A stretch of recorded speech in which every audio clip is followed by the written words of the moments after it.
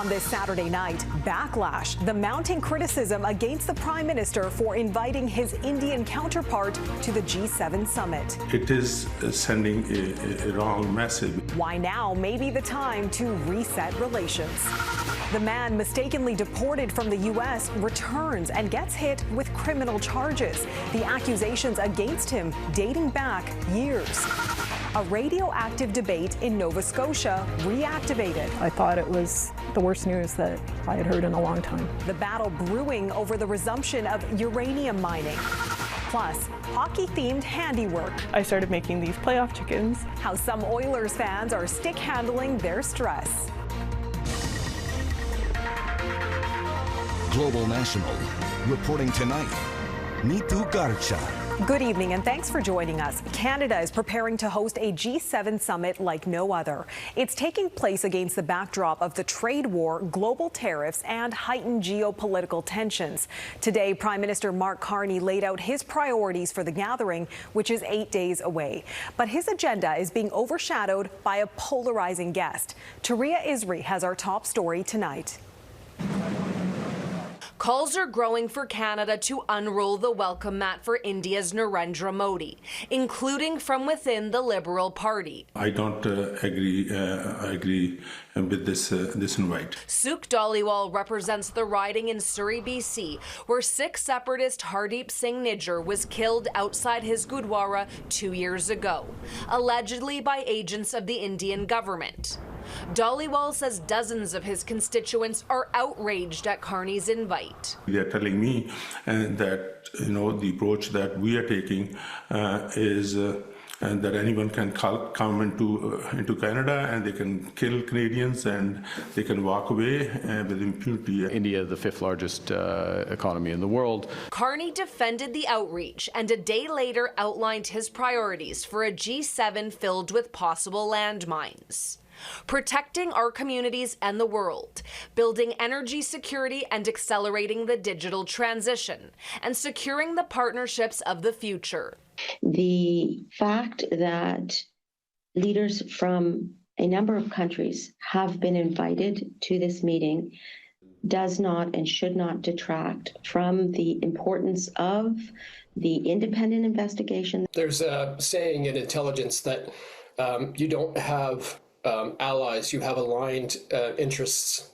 And I think this is one of those, I think it holds pretty well here. And those interests are coming to the forefront as Canada tries to recalibrate its relationship with India and China. We're in a different moment when it comes to international relations. This international relations expert believes Modi should have a seat at the table. Everything that has happened with the election of President Trump and the policies of the Trump administration, from tariffs to the trade agenda, I think it's important for Canada to approach diplomacy differently, to up our diplomatic game. The Prime Minister says he plans to bring up foreign interference and transnational crime at the G7. But many Sikh Canadians say Modi's invite raises doubts about how seriously the Carney government takes national security and human rights concerns. Neethu? Okay, Touria Izri in Montreal. Thanks, Touria. As Carney looks to mend fences with India, the world will be watching the G7 summit to see how leaders navigate a tricky diplomatic dance with the U.S. president as his global trade war rages on. Our Ottawa Bureau Chief Mercedes Stevenson is here to explain. Mercedes? Neethu, heading into the G7 next week, Canada's relationships with other countries will be in the spotlight. And as usual, so will Donald Trump. The American president is, of course, expected to make waves in Kananaskis, but how will other world leaders interact with the larger-than-life president? Last week, Germany's chancellor met successfully with Trump for the first time and suggested a new tact in approaching the relationship. We spoke with the German ambassador to Canada about that, as well as the submarine deal that country is pitching Ottawa. But Matthias Lutenberg says it's about much more than just machinery. It's also about entering this club of countries. Norway, Germany, potentially others in Europe are interested to be part of this maritime partnership because it brings much more benefit than just the submarine, because we can jointly innovate, we can develop, we can talk about maintenance. We already have another project which is ongoing with Canada, and I think this is an interesting offer among NATO allies. And you can watch Mercedes' full interview with the German ambassador to Canada tomorrow morning on the West Block right here on Global. There are no reports of any major growth in wildfires raging across parts of Western Canada today, but the risk is still high. Hot and dry weather is pushing the fire danger to the extreme in parts of Western and Eastern Canada. In northeastern BC, winds are calming today, but are expected to pick up again tomorrow as firefighters battle a big blaze threatening communities along the BC-Alberta border. Authorities in Saskatchewan and Manitoba are hoping some rain this weekend will help firefighters battle dozens of active fires. Drivers in British Columbia are facing a major roadblock today. The Coquihalla Highway, a key route linking the Lower Mainland to the province's interior, is shut down in both directions. The reason? Repairs on a sinkhole on the highway's northbound lanes. It may not look like a big issue at first glance, but the sinkhole is tied to work on a section of the controversial Trans Mountain pipeline.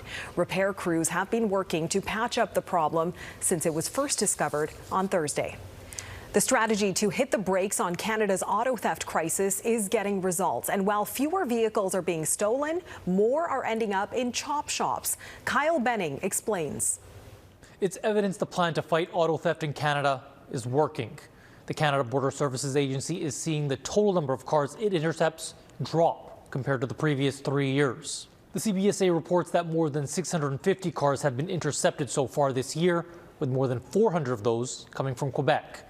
In 2024, border guards discovered more than 2,200 vehicles, with more than half coming from Quebec. By providing them with the right information, again, access, we've got more than 800 cameras that cover the Port of Montreal territory. So it's a really secure environment. Montreal's Port Authority championing its partnerships with provincial and federal agencies to prevent stolen cars from leaving on some of the 850,000 containers it handles annually. The latest figures are in line with a report from the Equité Association that found auto theft across the country dropped in 2024 by 18.6%. But the organization, whose mission is cracking down on insurance crimes, says criminals are now looking to sell stolen vehicles for parts. We've seen a surge, especially in the chop shops, and selling the vehicles piece by piece. In 2024, Ottawa committed $28 million over 5 years for the CBSA to tackle auto theft.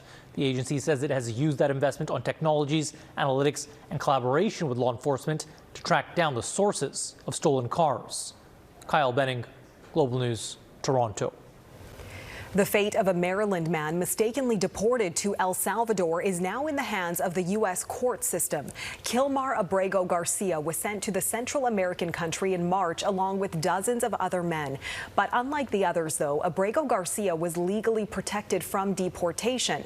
Now that he's back, the U.S. government is going after him in a different way. Candice Cole reports. After being stuck in limbo for nearly 3 months after being deported to an El Salvador prison, Kilmar Abrego Garcia, the 29-year-old Salvadoran national and father of 3 who was residing in Maryland, is back in the United States, now facing new criminal charges accusing him of smuggling other undocumented migrants across the U.S. over the past 9 years. The grand jury found that over the past 9 years, Abrego Garcia has played a significant role in an alien smuggling ring.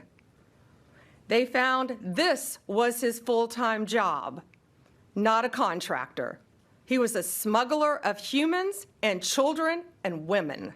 Those charges dating back to a 2022 traffic stop in Tennessee. Body cam footage shows him in a vehicle with 9 others. In many ways, this is it's a victory for Mr. Abrego Garcia, and certainly the administration has been rendering these allegations against him for some time. He's now finally going to get his day in court. You know, he's likely looking at an extended period of incarceration in the United States as his cases work through the courts. The Trump administration previously admitted that Abrego Garcia was deported by mistake when he was sent to El Salvador's notorious Secot prison without due process, along with scores of others believed to have Latin American gang ties.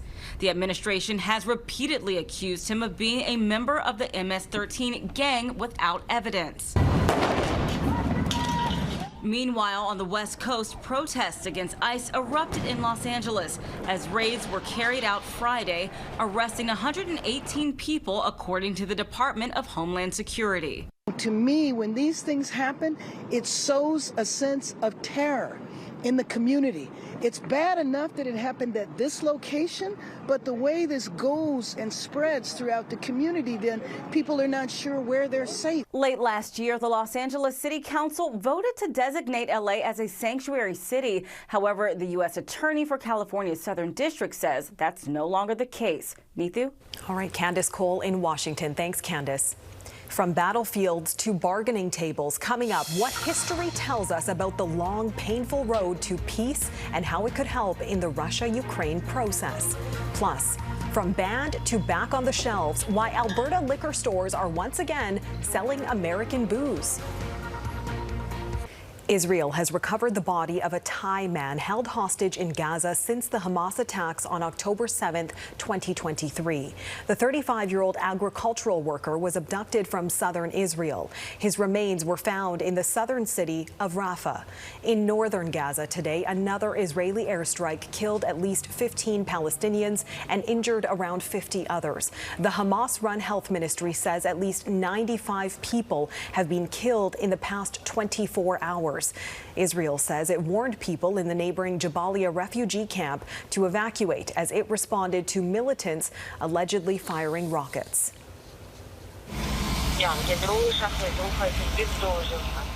Russian forces carried out another series of airstrikes against Ukraine, targeting residential areas in the eastern city of Kyiv. At least 3 people were killed and 21 others injured. Ukrainian officials say the Kremlin launched 215 missiles and drones, many of which were shot down. Kyiv also released more footage of last weekend's strike on a Russian military base. What will it take for Ukraine and Russia to lay down their arms? History offers some clues. It took decades before the warring sides in Northern Ireland's conflict brokered their landmark peace agreement in 1998. The process involved both sides acknowledging each other's demands and recognizing the status quo wasn't tenable. Experts say Ukraine and Russia still have a long way to go before reaching that point. Here's Redmond Shannon. When Russian and Ukrainian negotiators met for the second time in a month, the nations were still calling each other terrorists. The meeting ended with Russia, which invaded Ukraine, refusing the offer of a ceasefire. The effects of this conflict really go around the world. Christina Horvat-Stenner is a war mediation expert. These first negotiation meetings are mainly about establishing trust among the parties and establishing confidence-building measures. Those measures include the prisoner swaps both sides agreed to. In any peace talks, Horvat-Stenner says the sides must be allowed to be honest about why their demands are so important to them. And all this needs to be understood, and only then we can speak of actual negotiations. Many peace processes fail, and notable if relative success in recent decades is Northern Ireland. 3,600 killings during the Troubles, a conflict that spanned 30 years. But then peace, following a landmark power-sharing agreement. The first is that people have to come to a mindset that the status quo is not tenable. Former Irish Prime Minister Bertie Ahern helped broker the deal. The view that Tony Blair and I took, your best bet is that the discussions are as comprehensive as possible, that all items are on the table. If that sounds exhausting and painstaking, it is, and the path is never smooth. Ahern says progress is often made not in pressurised summit rooms, but on the sidelines, like in this now iconic moment in Vatican City. Maybe over a morning cup of tea or an evening drink, that you would try and get a bit of eye contact or a bit of respect. Ukraine and Russia, Zelensky and Putin are still far from that stage. But people in places like Northern Ireland, the Balkans and Colombia also felt peace was impossible and compromise unacceptable, until it wasn't. Redmond Shannon, Global News, London. Uranium mining resistance. Ahead, how Trump's tariffs have revived a grassroots fight in Nova Scotia. U.S. liquor products are returning to shelves in Alberta. The province is buying American alcohol and gambling machines again, 3 months after restrictions were announced aimed at fighting U.S. tariffs. The Service Alberta minister says the decision sets the stage for more constructive negotiations ahead of a renewal of the Canada-U.S.-Mexico trade agreement. Trump's tariffs on Canada have spurred provinces to rethink how they use their own natural resources. In Nova Scotia, that shift has sparked controversy. The premier there has lifted the province's long-standing ban on uranium mining, igniting a fierce debate. Heidi Petrocic reports. So tell me about these pictures. Start with that one. The first picture is of me when I'm about 6 years old with my grandfather, Ross. He was extremely active in advocating for the moratorium on uranium. It was the late 1970s, and Ross Baker's daughter, now 81 years old, was also part of that movement. And they were up where they're now in Vaughan's, designating the area as a possible uranium mining place. Back then, public concern over possible health and environmental hazards led to political debate. The provincial Conservative government of the day passed a moratorium on uranium exploration in 1982. And the moratorium has been in place, thank God, and we all relaxed. Until this year. Yeas 39, nays 11. Tim Houston's majority PC government repealed the ban. It's okay to proceed cautiously, but we have to proceed, and we will. I thought it was the worst news that I had heard in a long time. After 40 years, Janet Baker's daughter is now picking up the family fight. And I'd like, frankly, to ask some of the people in the mining association, would they be comfortable, having a well right next door to a uranium exploration site. Industry and the federal regulators say uranium mining has made advancements and is under stringent regulations. But residents of the proposed areas are mobilizing over the province's lack of consultation, organizing community meetings. This is an assault on our democratic process. Mi'kmaq nations also calling out government and protesting at the province's legislature. He just signed away our rights. Consulting in Mi'kmaq is not just a box to be checked. We have a consultation process in place of which Nova Scotia is a signatory to. Look at what happened when the steel plant closed, the coal mines closed. Who was left to clean up the mess? It was taxpayers, says political scientist Tom Urbaniak. The province insists public consultations will come. Concerned Nova Scotians say they'll be ready. Heidi Petrocic, Global News, Halifax. Handmade hockey hype. Next, how Oilers fans are crafting their way through Stanley Cup stress. A remarkable comeback for U.S. tennis player Coco Gauff to win her first French Open title. The 21-year-old fell well behind her #1 ranked opponent in the first set before rallying to force a tiebreaker, then dominating the rest of the match. This is her second Grand Slam championship. It's not what the Edmonton Oilers or their fans wanted, but the Florida Panthers won last night's nail-biter against the Oilers 5-4 in second overtime, tying the Stanley Cup final series 1-1. Their next matchup is Monday night in Florida. With each passing game, Oilers fans are only going to get more anxious as their team tries to clinch the cup. So how are they dealing with all that stress? Jacqueline Cousy shows us how some fans are getting crafty as a coping mechanism. This small orange and blue crocheted chicken means a lot to Ashley Sinclair. This time last year, when we had a much different start to the series with Florida, I started making these playoff chickens and thinking about where I kind of needed emotional support in my own life. It's her playoff hockey fan nerves watching the Oilers that sparked her passion for crocheting, something other fans have caught on to. We started selling the chickens online April 30th.